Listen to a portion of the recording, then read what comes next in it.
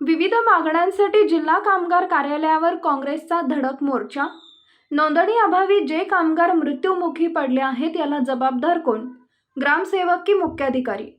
नोंदित कामगारांना गृहोपयोगी स्वच्छतेत वाटप करावे, बांधकाम कामगारांची नवीन नोंदणी त्वरित करावी यांचा अन्य मागण्यांसाठी आज काँग्रेसच्या वतीनं जिल्हा कामगार कार्यालयावर धडक मोर्चा काढण्यात आलाय।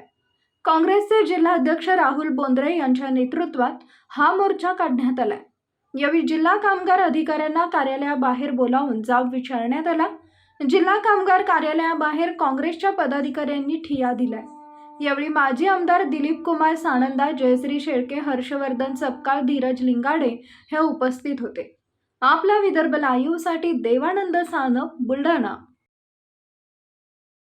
पहिले मला यादी सांगा, यादी द्या मला की आता तुमचे जे लाभार्थी आहे ज्यांनी रजिस्ट्रेशन केलेलं आहे आणि किती लाभार्थी आहे त्याची आम्हाला यादी द्या। त्या यादीपैकी किती लोकांना तुम्ही वितरित केलेलं आहे ते सांगा आणि ती यादी द्या आम्हाला, किती राहिलेले आहे ते द्या।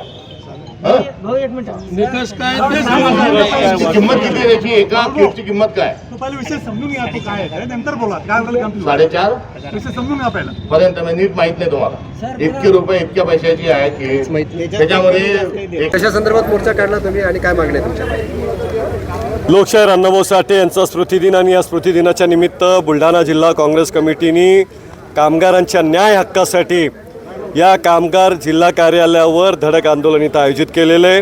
कामगारांच्या अनेक समस्या आहेत, त्यांचे लायसन्स रिन्युअल होत नाहीत, त्यांना जे साहित्य आहे त्या साहित्याचं वाटप इथे सत्ताधारी जे लोकप्रतिनिधी आहेत त्यांच्या कार्यालयातून होते। हे सत्ताधारी लोकप्रतिनिधी स्वतःचं फोटो लावून स्वतःच्या कार्यालयात त्याचं वाटप करतायत आणि मोठ्या प्रमाणात कमिशन घेऊन हे जिल्हा कार्यालय जे आहे कामगारांचं, हे कामगारांचे विविध प्रश्न जे आहेत त्यांना सोडवण्याचं काम करते। भ्रष्टाचार ही दलदल झालेली आहे हे कामगार कार्यालय, म्हणजे कामगारांवर प्रचंड अन्याय होते आणि त्यामुळं या कामगार कार्यालयावर धडक आंदोलन जिल्हा काँग्रेसच्या वतीने इथं आयोजित करण्यात आलेलं आहे।